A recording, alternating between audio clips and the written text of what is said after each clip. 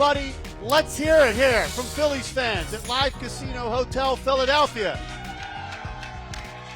We've got a lot of Phillies fans here. We're also live on YouTube and Twitter.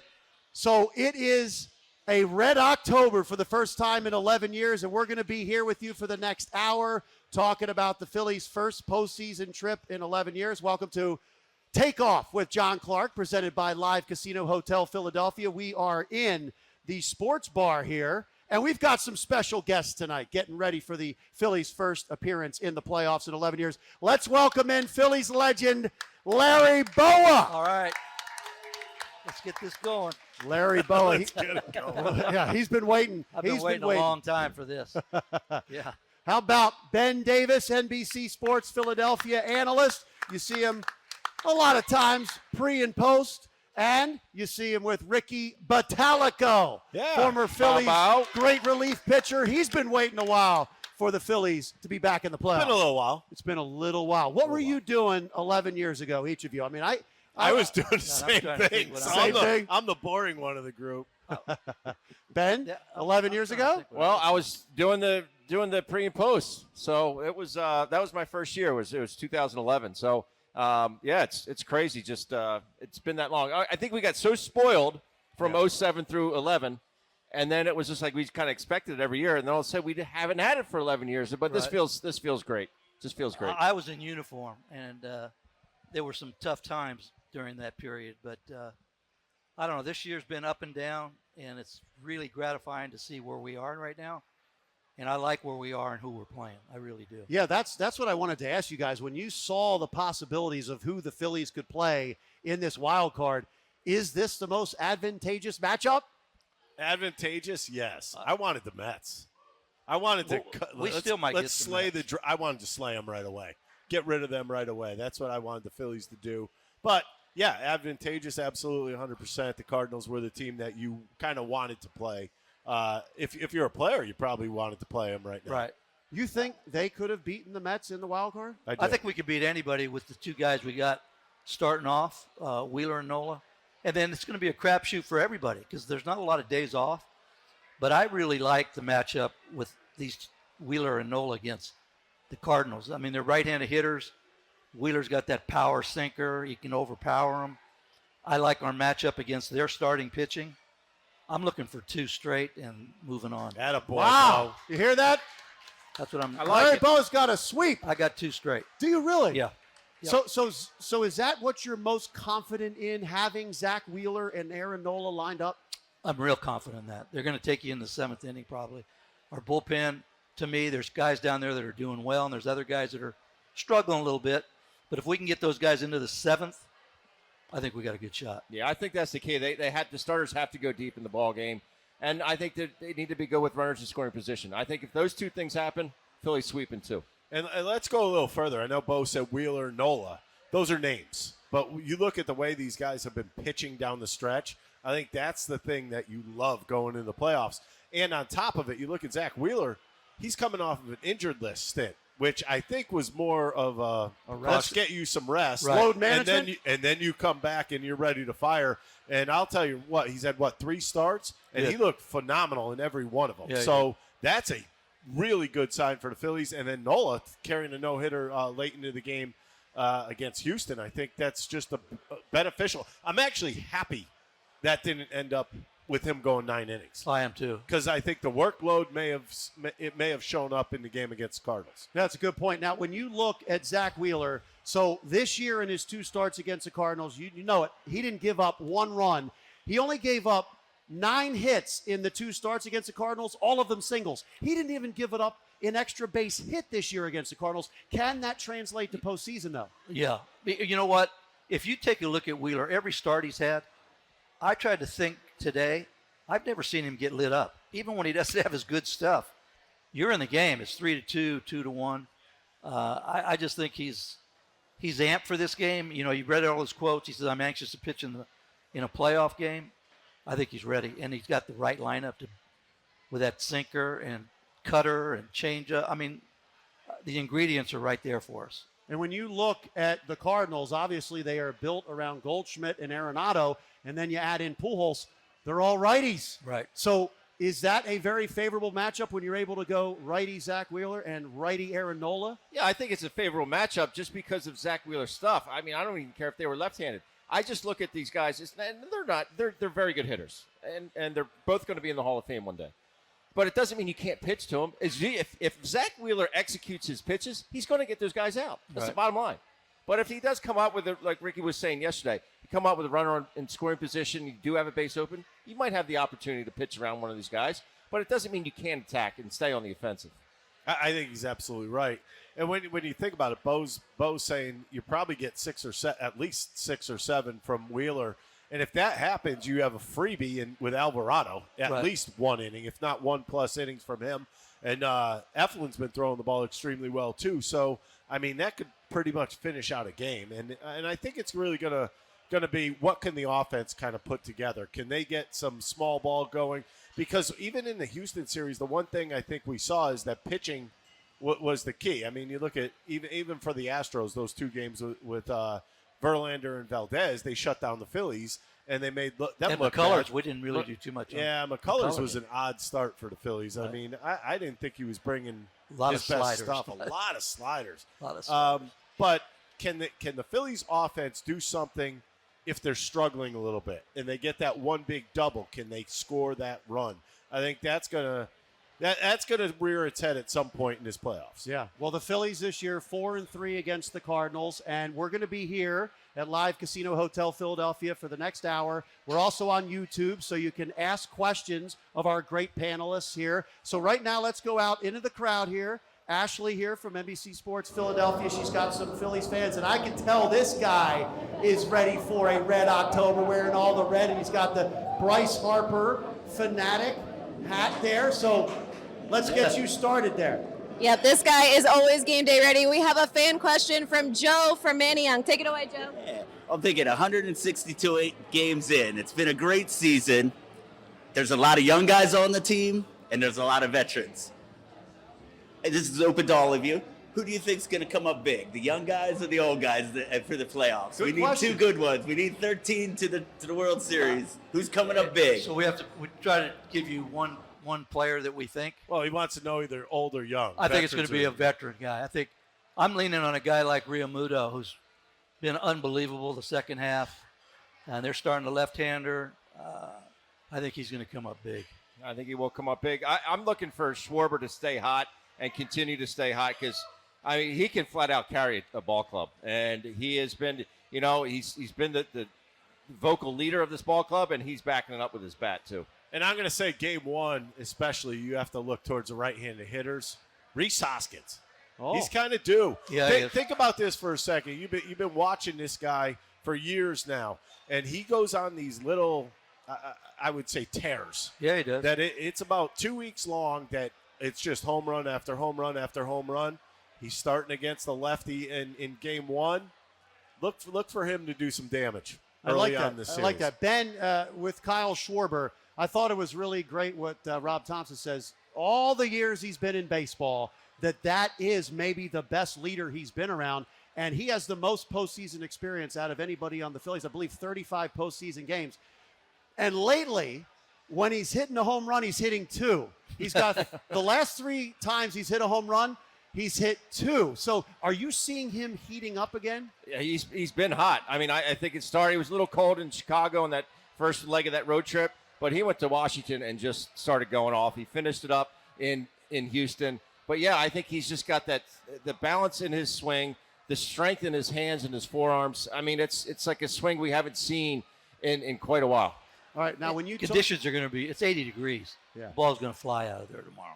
I like that. So that's good. Day game. Yeah, you're right. Day game at Busch, and look, Busch is not necessarily a hitter's No, ballpark. but it'll go there. It'll go. It'll Nice. go. So when we look at the starter in game 1 for the Cardinals, he could maybe just go 2 or 3 innings, Jose Quintana, but he has been really impressive since coming over from the Pirates. I mean, in 5 starts at Busch Stadium, ERA under 2, and he hasn't given up a home run to a lefty this year. He's been tough on our lefties.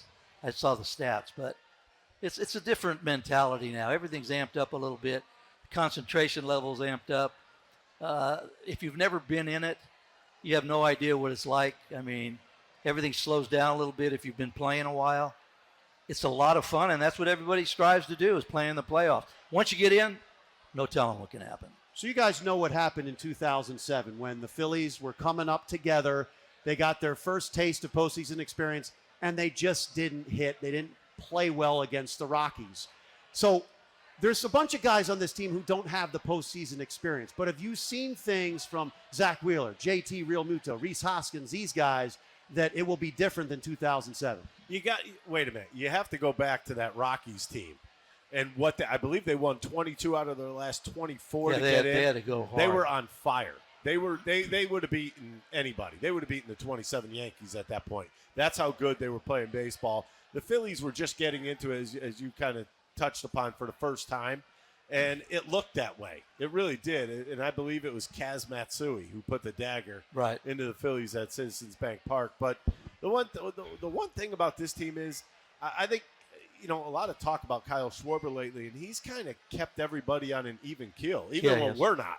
Yeah. I mean, I'm sure Bowa hasn't been. Come on. I played under this guy. I know what the even keel is with Larry Bowa. We're going to get a story or two before we leave from you guys, but he's right. The thing that I think is important, and I saw an interview with Dusty Baker. He's really concerned about 5 days off. If you think about the Cardinals, they clinched this.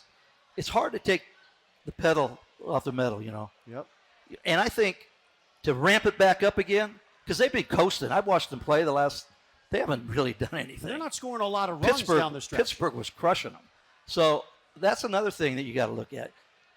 Clinching it real early. The Phillies had to play all the way to the end, really.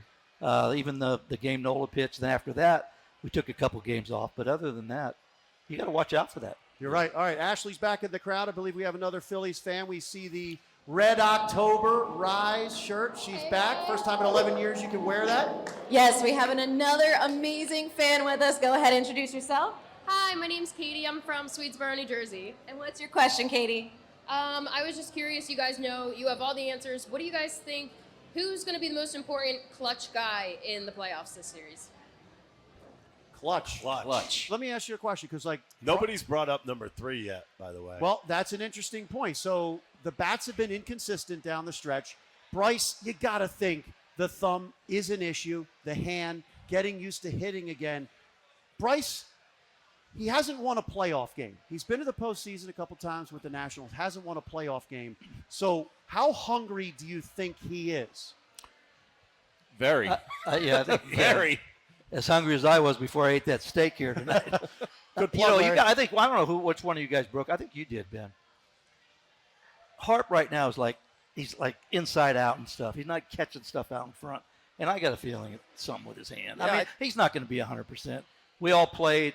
When you hurt your hands, man, it takes a while. And no matter how the swing looks, you can see the difference in his swing right now. But like you said, hey, he's due, and all you got to do is catch one and gets that confidence back. Then he'll get rolling. Yeah, I think 3 can have a big series, but I wouldn't put it past someone like Alec Boehm. Alec Boehm has had some really clutch hits this year. It seems like since that mishap early in the year, he's been a completely different player. And I think he has that inner confidence, and the guy's always hit. He's always hit, and I look for that to continue in the playoffs. Why wouldn't it? I dare you to put Segura into a situation where he needs a big hit. Segura's hungry because right this now. is a guy that, how many times has he come up in the 9th inning and there's been an intentional walk? Don't walk him in front of him. Do not walk anybody in front of Gene Segura. That would not surprise me, because think about this. He's been, 1,300 games without being in the playoff series? Yeah, he's going to want it a little bit. Yeah. Longest tenured player in baseball that hadn't made the postseason, Gene Segura, and then JT Realmuto. So they're fired up to be there. How about a guy like Bryson Stott, who he has been hitting the ball pretty well lately? I'll tell you what. And he's going in saying, hey, I got nothing to lose here. He really has matured a lot as a player. The game's not too quick for him. He can slow it down. He's not afraid to hit with 2 strikes. Good base runner, never makes mental mistakes out there. He has that clock inside his head, knows who's running. He's been very steady for us, and I look for this guy to have an unbelievable career here. He's going to hit some home runs. I could see him leading off next year. I really could. Yeah, Larry, would you say for this playoffs, number 1 defense for him, and then anything offensive would be a bonus? No question. And you guys, pitching and defense are going to win these games. If you make pitches and catch the ball, don't give the other team outs, you got a shot at winning. Now, the only thing is, I think we all think that Nola, Wheeler are going to have good games. If they lose one of those and you have to go to a game 3, does it become a little sketchy at that point? I think that's the only way the Phillies lose this series, to be honest with you, if it becomes sketchy going into Sunday. The only thing I saw that they might pitch him, and he's had a great career. Wainwright, he's out of bullets. Oh, no, he's done. He's out of bullets, man. If they think they're going to start him, Well, he's available to come in game 1 or game 2. So if you use him for a couple innings, is that good for them? He's done. He'd be done. I agree with both. You got to win game 1. Yeah, we got to win game 1. Yeah, and with your number one guy on the mound, it's in a short series. They have to win tomorrow night. Yep. Have to. Yeah, you're right. And it's interesting because the Cardinals don't necessarily hit right-handers that well. They can hit lefties. So Ranger Suarez, you would think, would be the third starter in line. But could you go with a righty, an opener in game 3? Yeah, and then get through those big boys, maybe 2 innings, and then bring in Ranger. I got a question, and I'll ask you, Bo. Is it – oh, God, I don't want to ask this. Come on, Ricky, Would let it it be out. Kyle Gibson? No. All right. That's my opinion. Noah And, Syndergaard? Kyle's done a good job, but I say – Noah? He has not done No? a good job. you know what? Huh? No, I meant the first half. I thought he pitched the up. first half. Who'd you say? Well, Noah, I'm looking for a righty. I mean, it could He's be. been in the postseason. Yeah. Or who would you go with in an opener in game 3 if there is a game If 3? they don't use Eflin, I would go with Eflin. I'd let him pitch 2 innings. And if he closes the first game, give him the next game off. And if there's a game 3, just 1 to 3 innings, and that's exactly, it. that's it. That's such an interesting thing, though, because right now, if you have to close out the game, if Zach Wheeler goes 7 or 8 and you need somebody to close out the game, you've got Goldschmidt, Arenado, Pujols up. Who you going with as your closer? The first game, Yeah. I'm going to go with Eflin. He throws strikes. I'm looking at a situation where it's going to be a combination of Eflin and Alvarado at the back end. Based on matchups? Yeah, well, that's the way he seems to do it all season Alvarado's long. not having any problems with anybody. No, I think he matches up against anybody. You know, the way Alvarado's thrown. I wouldn't be surprised if Eflin has to go in the 7th inning and get people out, and then you go with, maybe the next out in the 8th inning, and then bring in Alvarado to finish it. Because right now, Sir Anthony, I don't even think that's his confidence is down. Yeah, right his now. confidence down. His mechanics look a little funky to me. And then Robertson's kind of the same way. I mean, his command's been one of his last. Yeah, but he's got the experience. Outings, I Yeah, know, he's got but one that. of his last outings was 3 walks, 3 strikeouts. Wow. I mean, that's hard to do. Yeah. Yeah, I mean, the bullpen's ERA in September was over 5. So would you say the Cardinals have the advantage bullpen-wise in this series? They got a guy down there that's pretty good. Throwing over 100? I thought he got 140? hurt. He What took a happened? ball off his. They said he's all right. All right. But he's pretty good. He's excellent. He's really good. really good. He's really good. Who's the other guy? Gallardo they have down there? Yeah. He can be good, They, but they got some guys that can. They just brought back Hicks. Guy Yep. throws 102. He threw hard. He's probably not going to be in the 9th inning, but he's an arm you got to worry 6th, about. 7th inning guy. Yeah, yeah. But that's why you're counting on Wheeler and Nola To go try to go 7. 7. All Into right. the 7th. Yeah. From Larry Bowa's mouth to our ears. Ashley back in the crowd with another Phillies fan's got a question. Yes, guys, we have Tina from Marlton here, and she never misses a Phillies pre- and post-game live on NBC Sports Philadelphia. But this request is a special one just for Ricky Bow. Uh-oh. You know you're taking some heat. This is not a question, but a request. I specifically came out here for Ricky Bow to give me an amazing lager up. Well, lager up. An amazing Can I do lager that? up. I mean, will they pay for sponsorship? Sure, go ahead if they pay for sponsorship. Somebody's got to drop a Yingling Presents. Yingling presents. Oh my God, that hurt my ears. All right, I think we got a new sponsor thanks to Ricky Bow. You're welcome, Thanks for setting John. that up over there. You're welcome, John. Thank you very much for setting that up. That was good. If you're listening out there, lager up. Let's get a sponsorship. And let's go to YouTube right now. Paul Lucci talking about the bats because they haven't been consistent down the stretch. Are you concerned about the inconsistent bats? Should they play small ball to beat the Cardinals? Sometimes no homers, no runs scored. Well, in the playoffs and World Series, if you go back and look, all these teams start doing little things. They'll hit and run, they'll steal, they'll bunt. It's amazing they don't do it for 162. And then when you get down to the 3-game series of 5 and 7, they do all the other stuff. The only thing I would say watching the Cardinals, I would not shut our running game down. Molina's a Hall of Fame, first ballot, but he's definitely at the end right now. Yeah, I mean, he was there in the 2011 I mean, this series. guy is a great player, but I would not let that intimidate us as far as running the bases because we've been pretty successful stealing bases this year. That's a great point. Paco's done a good job with the base running, and hopefully we continue that. But when you have guys like Schwarber, Castellanos, and Harper, can you change up the way you approach this or play? I mean, you pay them to hit home runs. You can't change the spots on the Leopard, especially with those three guys. Those three you can't. I'm going to tell you right now, I would not be surprised if Bryce Harper drops a bunt I down wouldn't in his either. first at bat. I wouldn't either. Would not surprise some me. pressure I can see that. Yeah. Why Get not? himself a knock. He Yeah. knows all he has to do is get You it know down. how that It's is. it. Once you get a knock, it doesn't matter what it is. You say, Yeah. I got it. Yeah. It can snowball. Look at the Already. paper the next day. It says a 1 for, right? Yeah, Right. That's it. No, you're exactly right. So I'm not really worried about it. I think the offense. I just think I think they have come alive at the right time, and I think some guys are going to have some big series. I do, and it's. I know it's the oldest cliche, but it is contagious. And if 1 through 9 can get going and be a little bit more consistent, don't tell them what they can't do. Yeah. Telling you. Hey, let's take a look at the team we just played. They might be the best team in baseball pitching Yeah, they're wise. good. Astros. Houston's real good. So I'm not. I know we didn't hit off their pitchers, but they have some pretty good stuff on the mound. Yeah, they do. Valdez was unbelievable. He was good. Verlander. that How old is curveball. Verlander? 20? 97. Yeah. Verlander, obviously, unbelievable. Obviously, the Cy Young, American Oh, yeah. League Cy Yeah. Young. At his age, that's pretty impressive. But, I mean, he's still throwing 96, 97 miles With an some hour with some movement. pop. Yeah. Yeah. With what the Phillies did going to Houston and Aaron Nola, never been in the postseason, but that was a playoff game right there. What did he show you, and what did that team show you clinching it the way they did?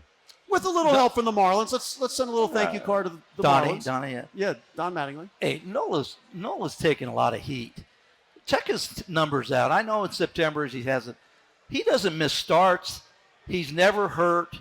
He posts every 5th day. This guy gets a bad rap, I think. And I know everyone looks at the last month of the season all the time. But that was a huge game for him. And I just think he's right up there, right under Wheeler there. Those are two good pitchers. He's made more starts than anybody in baseball over the last 5 years. That says a lot. He's got the most innings since 2018. So I'll take that guy on my team any day of the week. And did you see I the think he's statistic? nasty. I've heard people say, like, before September started, well, if he doesn't get it done, they got to get rid of him. I'm like, what are you, nuts?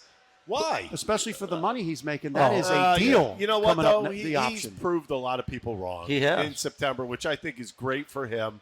And then that last game in Houston, that was Perfect. That was the icing on the cake. That was the best stuff I've ever seen him have. Yeah, he was. Really? He was. Yes. But Realmuto wasn't even moving his glove. Yeah. It was- He's dotting it. And I and tell by the you- way, find 10 pitchers in the big leagues that can do that. Yeah. And I'll tell you can't. what, I liked seeing the personality that came out. When When they he was clinched, drinking after the game? Well, yeah, that gets the personality Yeah. out, as we can see with Ricky Bowa sometimes. Absolutely. Yeah. And no, I like to see that because, man, you can't tell whether he's won or lost a lot of times, but I love to see the personality come out. You see how much it meant to him. Actually, he was pissed in the dugout. Yeah. In the Houston game Did because he gave up those hits. gave up the hit. Yeah. He thought he was going to the end on that one. Yeah. There's no doubt about it. But it's not. I mean, I played with emotion. I mean, I know you did, but I that's part of the game. I mean, I always played with emotion. I didn't like playing. In all honesty, I didn't like playing with guys that were emotionless because it scared me. Because why are they playing the what's game? behind those eyes? Yeah, I mean, what are you, the silent killer? Who are you? Who are you? All right, let's go back out to the crowd. Ashley, another Phillies fan. We can see you've been waiting a while. Now, wait a minute. Do I also see some Eagles green underneath that or no? No, that's just green underneath. It's a baseball shirt. I think just gray, but I love the optimism. We're about all the teams here, but we have Bev from Warrington, and she's super stoked to ask everybody a question. So take it away, Bev. So my question is that Wheeler went 77 pitches at his last start. How far do we think he can go? Is it going to be pitches or is it going to be innings? I'm going to say at least he's fine to go 100 pitches. I think 100. 100 pitches. I don't think he It goes much depends. over that. Depends how stressful they are. Yeah. Yeah, he if has there's any heavy lifting, that factors in, but I think at minimum 100. Now, if I'm not wrong, his last game was just smooth sailing. Yeah, he didn't. Yeah, so I mean, it's kind of tough. It was raining. He could have pitched Yeah. some more. Yeah. Yeah, it's interesting because The Cardinals, as you said, clinched early. And the Phillies, if you look at them since Rob Thomson basically took over, they had a top 4 record in baseball. So obviously, do you look at that team as the team they're going into the playoffs with? I mean, having a top 4 record since he took over. And I will say, though, it really took off when Kyle Schwarber started to get hot in June. It's also coinciding with that as well. You know, John, I think the only thing that, if you have a question mark, is the Cubs were 0-6 against them, and we were 0-4 against the Texas Rangers. That's 0-10. We're not going to do it in the playoffs, but we have a tendency during the season to play down to the opponents. Except the Nationals. Yeah, the Nationals, they were 16-3. I was going to say, what did we end up, 13 16 over 500? And we were 13 over. I think with the Casey Nationals. Feeney in her office said they got 19% of their wins were against the Nationals. It's unbelievable. Thank goodness for the Nationals. Love the Tom's done a Nationals. great job. I've been with Tom since the Yankees. He's done a great job. He's even keel. He's very consistent. If a guy's 0 for 12 and he believes in him, he's going to be in there. I like the way he sprinkled the kids in with the veterans. He didn't play 5 kids at one time. It'd been one here, one there. And he did a great job. I think he did a great job. He told us when we were in Atlanta on one of the last trips, he said it's one of the best clubhouses he's ever been around, personality-wise. And he said, I don't have to police these guys, ever. They police themselves. They know how to act. They know how to be professional. And he said it's been that much easier on me. And I will say it is a different vibe in that clubhouse than in years past. These guys are all pulling on the same rope in the same direction. I mean, they get it and they really pull for each other. It's been really cool to watch. Some really good personalities in that clubhouse. You know what's interesting to me? I have a question. If I was playing ping pong after a 5-4 loss, Bo, how would you feel about that? There wouldn't be no ping pong. How would you feel about it if you just lose? I brought this up to you, and I know I brought it up to you, Ben. If the first baseman was talking to somebody after I gave up a hit, I was livid. Livid on the mound. Really? You're going to talk to this guy after he just ripped one in the gap off me? You're talking to him? No, not happening. That's the part that's changed a lot. Yeah, that changed. You know, when we talk about Kyle Schwarber, as I said, really, when he started to take off in June, this team also took off. But being the postseason guy that he's been and having success in the postseason, winning a World Series, and I thought there was no better example of his leadership than when Alec Boehm had his night where he said, this effing place stinks. Yeah, there you go. Thanks for cleaning it up. But Kyle Schwarber was really one of the main guys that went over to Alec Boehm and said, you know what? Just go in front of the media, be honest and open about what happened, be accountable.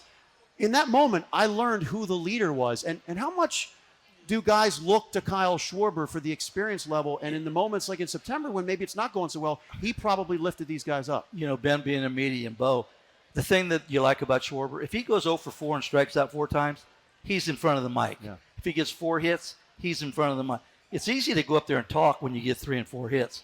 It's hard when you're 0 for 12 with 7 strikeouts. That, to me, is a true leader, and that's what he's done the entire year. And I think it's sort of gone through the clubhouse that way. There's always a guy on your team that you seek out. You know, I was on 3 different big league teams, and there was always a guy that I found. Tony Gwynn. Well, obviously he would be one of them. But I'd always go seek him out and say, hey, what do you think about this? Run thing past the guy, especially if you're a younger guy. It just kind of makes you feel at ease. And, like, you don't have to be a different person than who you really are. And I think Kyle Schwarber is that guy for a lot of these guys on this team. Yeah, I just the reason why I like Schwarber, I think he's an old school player. Yeah, I mean, he's a throwback.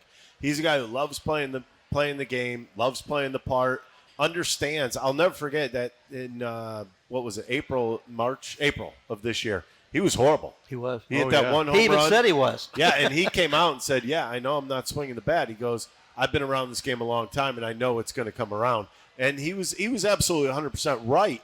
But like you said, he was out there talking about it every day. You know how monotonous that is? Yeah. That would be like me blowing a save for like 6 straight days and having to talk about it. It's not fun. Yeah. And he went out there every single day, and he kept assuring people that it'll turn around, and it did. Yeah. So, I mean, you have to have a lot of respect for him. He's definitely the leader. And I remember in your years managing the team, that reminds me of Jim Thomson, who would always speak for the team he would no go matter out there. what happened. And when I was coaching the 93 team, it was Dutch. Dutch, what he hit, 220, 215? Every night he's out there.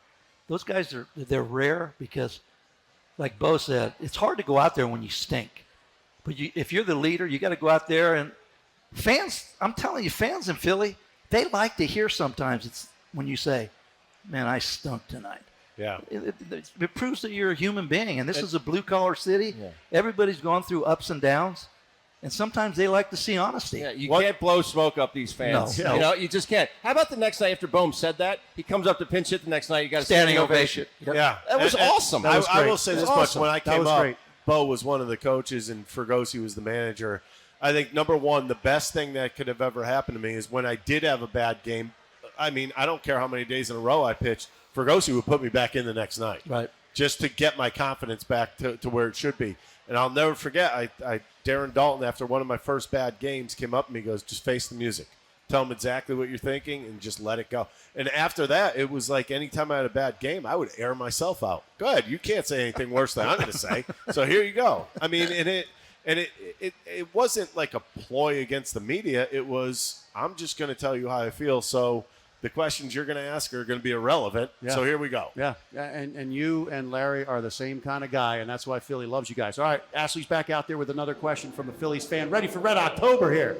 So ready. We have Maura from South Philly rocking our pre- and post-game live beads, which we love to see. Maura, take it away. Hi, guys. Thanks for taking my question. I mean, we had a manager come in June and have a 600 winning percentage. I think that was discussed on Monday during the celebration.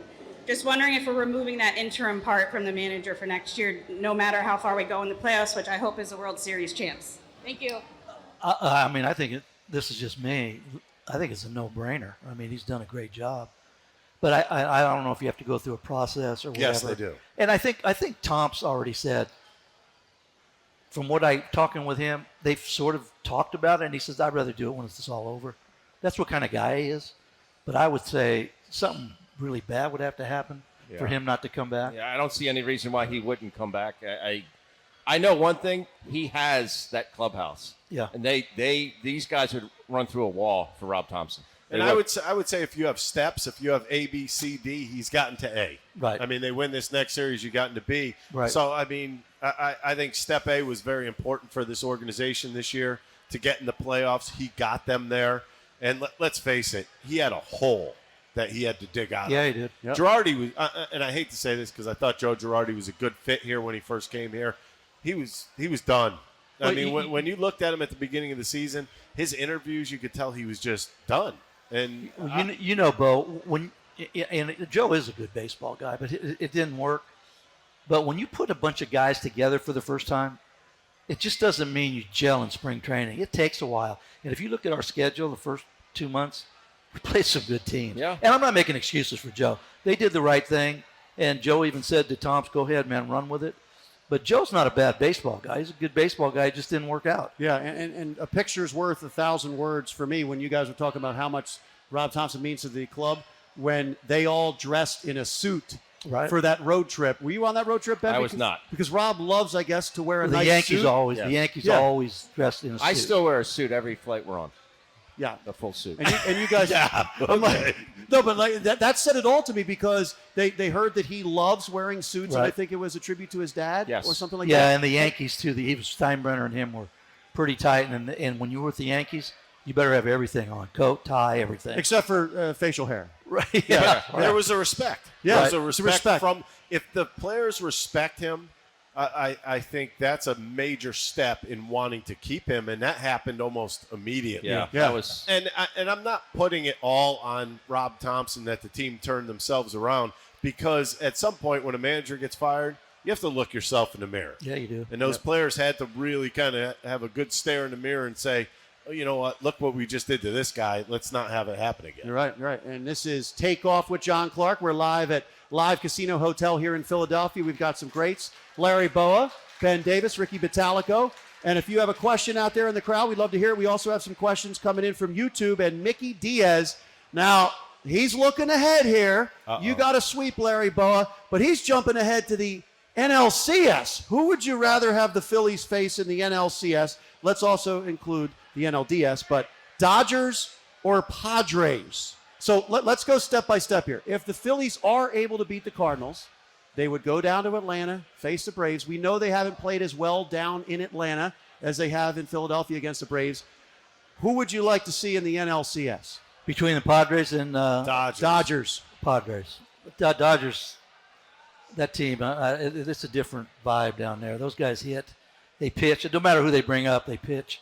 I'd rather play the Padres. Now, the Phillies were 1 out away from sweeping the Dodgers in L.A. 4-game series. So does that enter your mind at all? They also hit 3 home runs a game in that 4-game series. I was on that trip. They hit the snot out of the ball. Padres any day of the week. Yeah, that I agree with Larry. That Dodgers team, they're deep. They're very, very good. I don't think the Padres are getting there.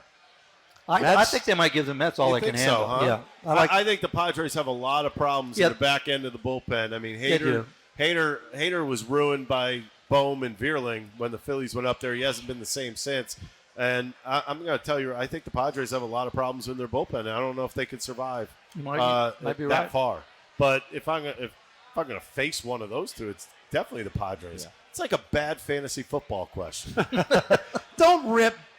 Was it Mr. Diaz who gave the question? That's a good question. It's a good question. It's gone. But no, I mean, look, I'm not ripping anybody. He's already looking ahead of the NLCS. He's got us already going to the NLCS. You know Philadelphia, right? That's good. That's you know all right. Philadelphia. All right, Ashley's back out there with another fan who's got a question for our great panel up here. Yes, another question from our guy Leon from the Northeast, and he says he watches pre- and post-game live nonstop, and his favorite part is Ricky Bowa's enthusiasm that I think we all know a little bit about, but he has a question for the full panel. Take it away. I would like for you guys to talk about Ranger Suarez's last performance. Now, scratch it.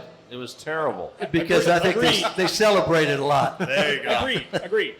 Now, I agree with you guys that 2-game sweep, Nola, Zach, and we're out of there. Right. But there is a game 3. And as of right now, Ranger Suarez is slated to be that number 3 starter. Where is your confidence right now with that, with him being your 3rd starter, given his last performance? Mine's high. Do you feel that performance is an anomaly? Yes. Say that. Go look at his other performances before that one. He's pitched unbelievable the second half. And it was the whole team the next night. It just came out flat. I mean, they just won in 11 years. Yeah. There's no way as in they hell say, I pitched that game. as Ricky's favorite line. There's no way in hell Bo would have put me in that next day.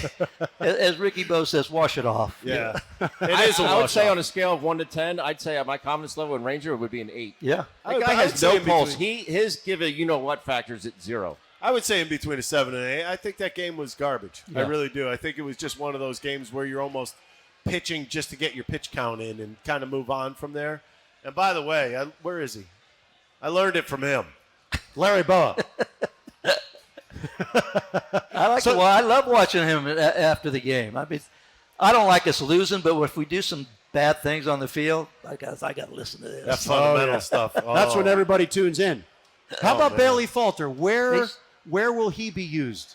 I think he's a long man. Yeah, long man. If somebody say a starter takes a line drive off the ankle or doesn't get out of the 3rd inning, he's going to give you 4 or 5 innings and save the bullpen. That's throw strikes. That's my opinion. Especially after 1 inning the other day or yesterday. I think that's it. Yeah, he's he's going a straight man. to the bullpen after that. And going back to when they clinched it, what condition were you in the next day? If that was If I clinched, he wouldn't have might not even make it to the ballpark. forget about. He was like that during the season.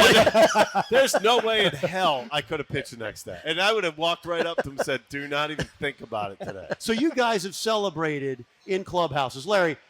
At what time did you get up the next day after 1980 clinching your spot? You know what? I'm going to be honest with you. I stayed up all night. My dad had come in and watch, and I had to go on Good Morning America, so they had a limo there. Oh, and, you get in the car and you still smell of beer and champagne. Did you wear sunglasses? I wore everything, man. But that's a feeling you want guys to try to go through because it's the greatest feeling in the world, winning the whole thing. It's undescribable what you go through from the first day of spring training to the last out.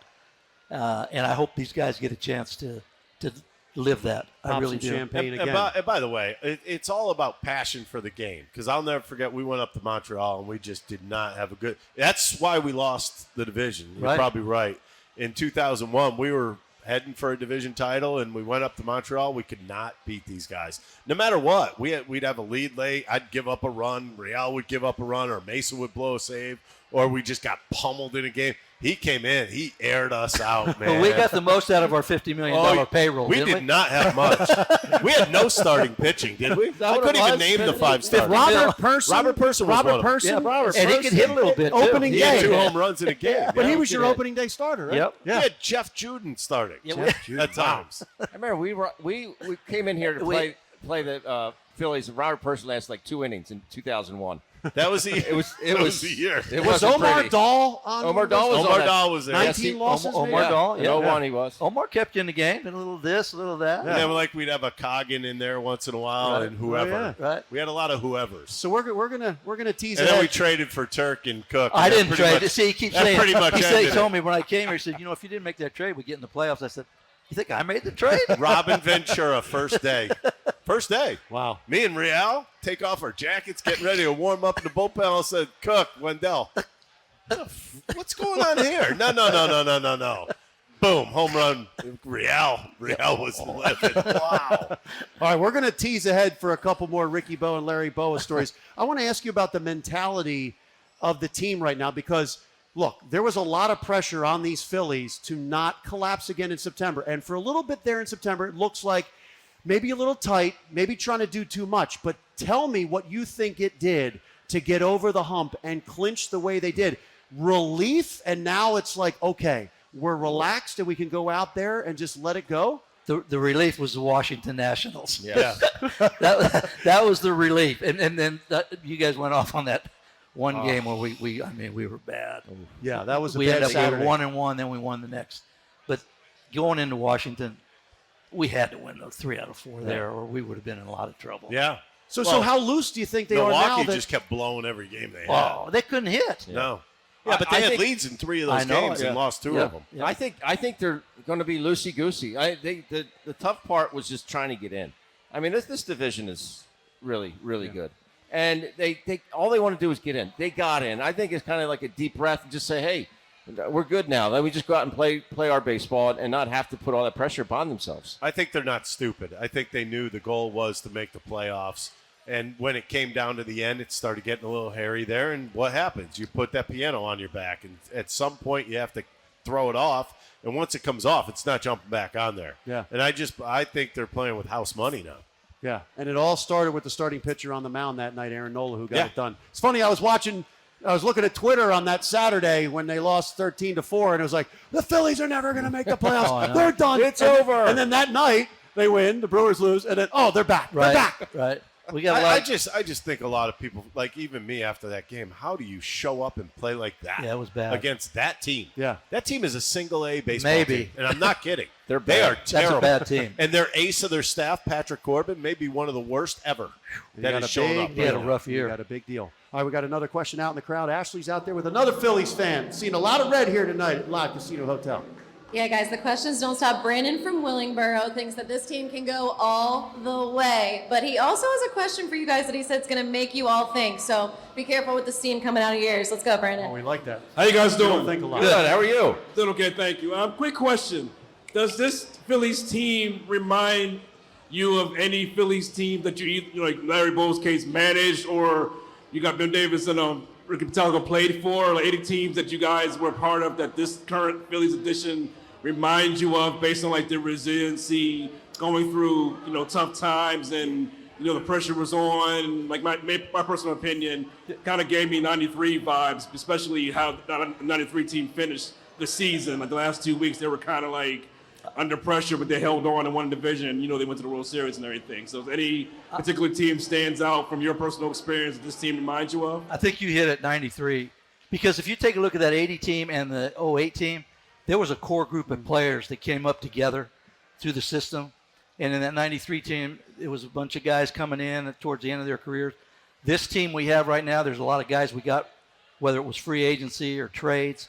but I would compare it maybe to the 93 team. Yeah, I think that's a good comp. I do, because I think you have that team, they call them misfits, whatever you want to call them, but these guys pulled for each other. They believed in each other. It was a tremendous clubhouse, and that's what this ball club has, a great clubhouse. Guys just really believe in themselves. I mean, there's only so many places you could go with making the playoffs, too. I get, you either look at those, I think it's 07. The better team. This team's more like the 07. They First time. got into the playoffs. It's a first-time team. And, I know they didn't show up. That team didn't show up in that first round, but they were up against a really smoking hot Rockies team. I think this team shows up because I feel like they're going in. They have nothing to lose. It's interesting. You mentioned the homegrown talent and that 07 to 11 run. I mean, you can't ever do that again, I don't think, because of the amount of homegrown talent they had. You saw them come up. And I think Philadelphia didn't really fall in love or like this team for a while until maybe they actually clinched it, because you didn't really know the guys. You brought in a lot of new guys. You paid them a lot of money to come in here. But what did that do kind of like for the city to see these guys are actually winners? I think it did a lot.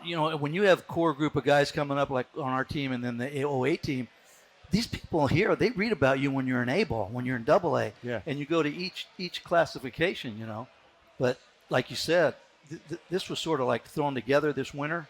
So they really didn't have that rapport with the team yet. I think they got it now, obviously, because the way they grinded stuff out all year. I don't know. Yeah. No, I think you got to give, the front office a lot of credit for, obviously, the ownership for putting out that kind of money. But then Dave Dombrowski coming in here and assembling these guys. I mean, this guy just flat out gets guys in the playoffs. Yeah, he just He does. just wins all the time. But I think as far as the fan base goes, I think the biggest issue has been since COVID.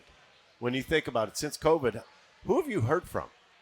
Yeah. Nowadays, you hear from the starting pitchers every day, and so you know who the starting pitchers are. You hear Kyle Schwarber, you hear Harper, and once in a while you'll get Rhys Hoskins. After that, who do you really hear from? There were guys who I heard from the other night that I didn't know what they sounded like. Jose Alvarado. Yeah. Didn't know what he sounded like. Yeah. Ranger Suarez barely knew what he sounded like. Yeah, you go up and down if you go up and down the roster, you could probably pick out 15 guys that I don't think I've heard from them at all. Yeah. So, I mean, back in the day, we had to stand up to everybody. Every day you were in the locker room, you had to stand there, and if somebody from the press came in, boom, you had to talk to them. Yeah. It was a rule. Yeah. Larry Shank said nobody leaves. You have to talk, no matter how good you did or how bad. That was a rule. And then guys used to go in the training room, and he'd come in and say, "Bo, and they'd wait for you until let's go. You got to get out there. They're going to stay here all night." How about obviously in Game 1, Rob Thomson's going to go with Matt Vierling. So do you like that move? Well, everything he's done, it's turned out good. And Rob, you trust Philly Rob. Marsh is a real good center fielder. He's going to probably sacrifice a little of that. I'm sure he wants a right-handed bat in there. Yeah, Vierling hits lefties really well. Yeah. So, I mean, that's going to be it. That's the bottom line. Quintana's tough on lefties, and he wants another righty in the lineup. That's it. Yeah, Quintana's numbers against lefty are pretty ridiculous for a season, not giving up a home run. Yeah. That's hard to believe. Lefties hit and like obviously 200 off Schwarber him and Harper. Yeah. So, yeah, I mean, it's not going to be easy. So what do we have? We have 4 lefties. lefties and 4 righties, 5 righties. Yeah. I think Schwarber first pitch goes up top tomorrow. I bet he's looking. I guarantee one thing: he's looking heater. He's looking heater away. Fastball up and out. He just flicks the wrist. He did it in Houston. You know what, Bo? I got to ask you because Ben and I have talked about this. Schwarber's swing. How quick are his hands? You know what? If he broke him down, he doesn't really have a trigger. No. But he gets in his legs and his arms and wrists. He's strong. He hits balls. I can't believe how far. Any concern that he may be injured? His legs. You know what? He went after a foul ball the other day. Did you see that? And he was can't limping. Stop. Yeah. But he can't stop. I've seen him. It's been about a month. Am I right? Yeah, and he's been going to the corner, and he'll run after it, and then he'll kind of like he can't stop. It's like a truck, an 18-wheeler trying to he just put on runs the brakes. into the wall. I mean, that would be the only concern if his. Well, if he hits them where they're supposed to, he don't have to worry about running. Exactly. That's true. Exactly. We were out in San Diego. Our hotel, the Omni, connects to the ballpark, and there's a little bridge you just walk across. And the guys always they pretty much hit early on the field every day. But that particular day, we went over there and we started shagging fly balls. And I swear to you, Schwarber's in the cage and they're hitting curveballs off the machine. There were balls, if I were playing shortstop or second base, I would have thought I could jump forward like a line drive. It's going out of the park. And it's going out of the ballpark. I mean, this ball, he is so strong. It's ridiculous. It's country strong. Yeah, right? It's just That's like exactly what he is. wham. Yeah. You know, and his balance and from his waist down, his balance is so good before, during, and after the swing. And if you remember early on in the season, his balance wasn't there. Yeah. Right. You're right. When you look at Game 2 starter, Mike Michaelis, what are you thinking about? I mean, because lefties don't hit well against him. He is sneaky. Yeah. He's over the top. He's got great movement. He's got a good cutter. The ball's on you. It might say 94, but it looks like it's on you much quicker than that. He's a pretty good pitcher. That should be a pretty good ball game. But left-handers do not get good looks on him. Yeah. He's good. And we saw him earlier in the year. And you're right. The cutter it does play. It does play to lefties. And I think that's how you might see him attack, especially Schwarber. But because he can run that up underneath, and it's tough to get a barrel to it. There's no locks in this game. There's no locks. It's going to be probably two pretty good pitching duels, and you just got to make sure you come out on top. Do the right things offensively. Now, the Cardinals, pretty good infield defense. They're good. So when you have these, if you have a tight pitching matchup, any concern in the back of your mind about the Phillies defense? They're catching balls they're supposed to. They're catching balls they're supposed to catch. If we catch the balls we're supposed to catch, we'll be fine. You're going to tell me a ground ball to first base, and you're like, oh, that's no problem. No, I'm not saying that. I'm saying we got. Here we go. I said we got to catch. Post-game Ricky. I said we got to catch the balls we're supposed to catch. Yes. But that's so important. It is. It is. You can't give outs away in this thing. You get 27 outs. Don't give them 32 outs. Yeah. And pitching and you go look at the over-unders in all these games. They're 7. Yeah. What's that tell you? Not much. Pitching and deep 3-2. So what are you suggesting, Larry, for the Phillies fans out here at Live Hotel Casino? There's Take machines the under. right over here. Take the under. Go get 'em. Take the under. Take the under. Wheel's going to win 6-0. I'm down with that. That would work. Kidding me? Sign me up right That now. would make for an easy post game. Yeah, it would. Yeah. It would. But it's interesting because we've always seen, like you said, pitching and defense, and there's been very few teams who have been built like this defensively, especially in the postseason. Have they been a little better than you thought? Yeah, they are. I Yeah. think Bobby Dickerson's done a good job with the infielders. I really do. You can't teach range. Just like you can't teach a guy to run faster if he's slow. But you can get him in the right position, and I think they've done that. And, again, just make the routine play. Don't try to go over and beyond. Like the other day, that's the first time I've seen Stott sort of panic. He threw a ball away.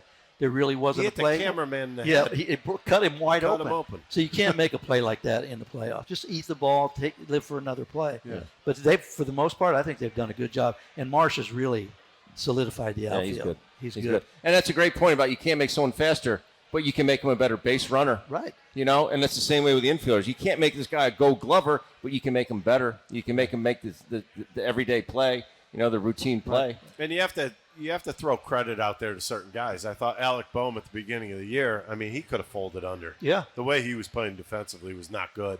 And a guy like Kyle Schwarber gets the balls he's supposed to get to, and that's Catches it. them. Yeah. What do you think of this format? Because the one thing we're seeing here is the Phillies made the playoffs, and they're not going to have a game at Citizens Bank Park in this wild card round. All 3 games in St. Louis. I don't know how they would do it. You have to give the better team the first game and the third game, right? That's only fair. But, there's got to be some way that a team gets It's fine. It's fine. The only thing you know is what? fine. You're being rewarded for being a better team. Right. If you come in third, you deserve to go away You're and right. play No, somewhere you're else. right. I'm sorry. They didn't even have this. Right. You're getting gifted an extra position right now. Last year, the Phillies aren't in the playoffs. This is Remember better this. than a one-gamer, though. Yeah, even absolutely. though all Yes. 3 of them are Well, there. they gave the bonus. Yep. They gave the bonus of 3 games. Yep. So you have an opportunity to win 2 out of 3. And then they make you go away. I don't think that's a bad thing. I don't know why anybody would think that's unfair to a team that came in third in the wild card. I agree with that. And the only thing I second. think is just for the fan base here, because we've been craving it for yeah, I know. 11 years. Yeah. I know. So I feel for them on that end. Yeah. And it's pretty amazing because of the way the schedule worked out. Having Last road. Houston, so you're on the road for 10 games, Right. and then you're going right to St. Louis. And then if they're able to beat the Go to- Cardinals, you're going right to Atlanta. So Right. you're on the road for almost 3 weeks, right? Pack some extra drawers, Johnny. That would not. Drawers. It, I like wait a what you minute. said. Wait a minute. This Drawers. would never. It wouldn't have happened. Why? Right, because Houston The was season supposed got to be. pushed back. That wouldn't Oh, even yeah, have been right. there. The 3 games in Houston Wouldn't have even have been there. Right. Right. So You're looking A lot of at meal money, though. Yeah, a lot of meal money. It's a nice envelope. Leaving Philly, that envelope comes, you're like, damn, right. yes. Yeah, you're right. How about when we look back 11 years ago today, right? The debut of Doc Holliday in the playoffs, right? Was that his first playoff game? No, this was the night they lost. Oh, no, I thought it was October the anniversary. 7th, I believe, thought it was was the the loss, anniversary wasn't it? of his no-hitter against the Reds. Yeah, it was. I think Right? it was. I think you're right. Right? Yeah. Can we see, can Wheeler be as dominant in game one?